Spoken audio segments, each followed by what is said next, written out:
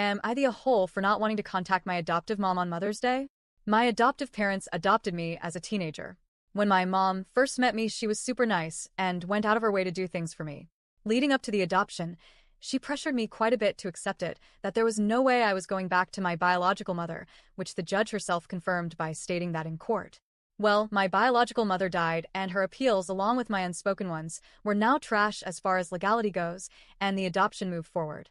Things really changed after that.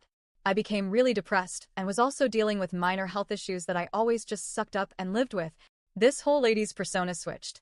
She started doing odd things like always going through my stuff, lecturing my friends, their parents, my teachers, and psychologists. Also would call my therapist to convince them I was bipolar or BPD, which she still touts to this day even though several medical records state various doctors ruled it out. At length, she filled my head with gossip to incite negative feelings about my family members. It wasn't until years later I realized she was likely intentionally alienating me. Over time I've realized the pattern, and every time we connect here is what happens. The bait plays concern mom to get me to open up / divulge info / compliments / offers help. The switch uses a weak point / vulnerability and chastises me in some way over it. The blast, after having a non-documented phone conversation, she uses tidbits of things I've said, completely puts them out of context, changes all the facts, figures, and even topic of conversation, and includes other people in the family on it, so essentially, it looks like she's in charge of writing everyone's reality. She's been doing this for almost 25 years, and my health is not in a good place right now. 8 hours after speaking to her and her pulling step 2 minutes after a pleasant conversation, I went to the ER by ambulance for heart attack symptoms, no worries, ruled out. And then the next day or so, she sent the triangulating email.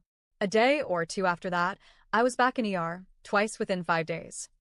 I'm not blaming this on her, but the timing is quite interesting, and I do think what she did was just the straw that broke my camel's back.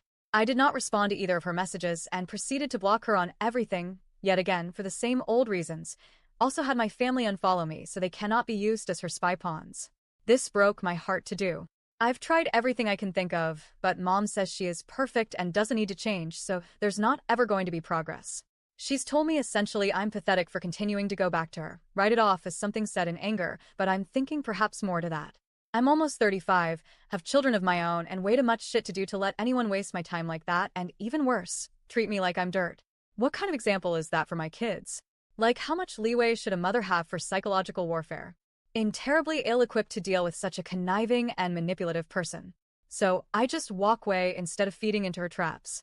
This moral voice inside me cringes at not letting her know when I move, and not calling her for Mother's Day. But the other part of me laughs and thinks of her every time I hear the I Don't F.K. With You song. I've been so relieved since she's been blocked. I feel like I can literally breathe better without her having a rental space in my life. All she causes is drama. And that part of me thought watching your show, this is the most petty thing I could do to express myself without saying anything LOL. I'd rather just honor my MIL, who is the best ever. She held me through labor, had helped me raise my children, is such a wonderful and kind soul. Just like her son, whom I'm happily married to. That's a mother who deserves my energy and affection as a daughter person, LOL. So, is this a healthy boundary, or am I the a-hole?